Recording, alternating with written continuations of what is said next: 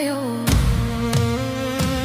Dinahandaan mo at inunti-unti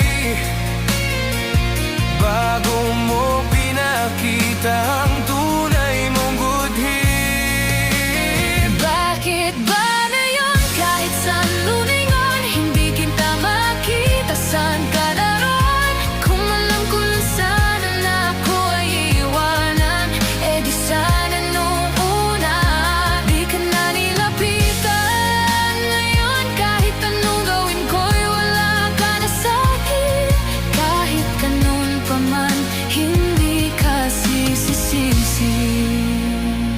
Yeah, tumagal na panahon at unti-unti ko na nakita mga nga pagbabago sa iyong galaw at sa iyong wika. Iba na ang galaw mo kumpara sa sinasabi. Palagi nang ako mag-isa na iiwan sa tabi.